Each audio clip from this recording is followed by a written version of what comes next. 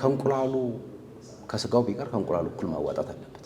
ሁሉም የራሱን ድርሻ ማዋጣት አለበት። ጠጠሩ መወርወር አለበት። ጸሎት የሚያደርገው ጸሎት ማድረግ አለበት። ገንዘብ የሚያዋጣው ገንዘብ ማዋጣት አለበት። ካርድ የሚያወጣው ካርድ ማውጣት አለበት። በጎኑ መቀስቀስ ያለበት ይቀሰቅሳል። ቡና ሲጠጣ መነጋገር ካለበት መነጋገር አለበት አይደል? አንዱ በሞተለት ላይ ሌላ ነፃ አውጭ መጥቶ እሱ በዛኛው አስከሬን ላይ ተራምዶ ደምቆ በባህል ልብስ ደምቆ በዓል ለማክበር መሻት በጣም መቀረፍ አለበት። የነፃ አውጪ ጠባቂነት ሲንድሮም ኢትዮጵያ ውስጥ ገድሏል። ስለዚህ ሁሉም ለራሱ ነፃነት መነሳት አለበት። ለዛ ደግሞ ቢችል ከስጋው ያዋጣ አይደል? እንደዛ እንዳሳማው እና እንደ ዶሮዋ እኔ ከእንቁላሉ ላዋጣ አንተ ከስጋው አዋጣ እንዳለችው አይደል? ሁሉም ከስጋው ቆርጦ ማዋጣት አለበት።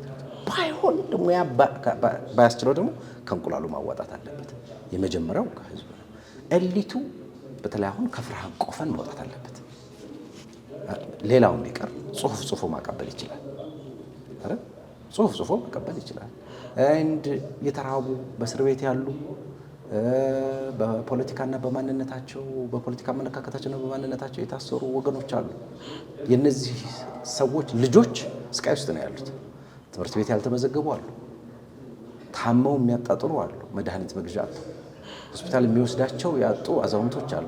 ማገዝ አየህ፣ እነዛን ስታገዛቸው እነዛ ቀና ሲሉ እዚህም ያለው ሰው እየበረታ ይሄዳል። ዞሮ ይህ ሀገር የትብብር የትግግዝ ሀገር ነው እንጂ አንድ ሰው ሞተልህ ወይም የሆነ ቦታ ላይ ጥሪ እያደረገልህ ካለ ከሩቅ የሚመጣ ካለፈው 60 ዓመት 50 ዓመት ውስጥ ያለ ሲንድሮም አዋጭ አይደለም።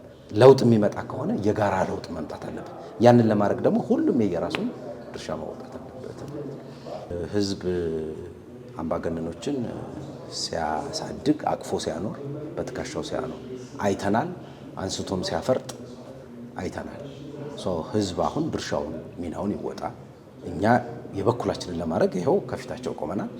ህዝብ ደግሞ ያግዘን፣ ለውጥ እናምጣ። በጋራ አንድ ስንሆን አንድ ሆነ መከራ እየተመላለሰባት ያለች አገራችን ኢትዮጵያን ከመከራዋ እንታደጋታለን። እኔ እድገቴ በቤተ ክርስቲያን ውስጥ ነው። እድገቴ የሀገሬን ታሪክ በመማር ነው። እድገቴ ደግሞ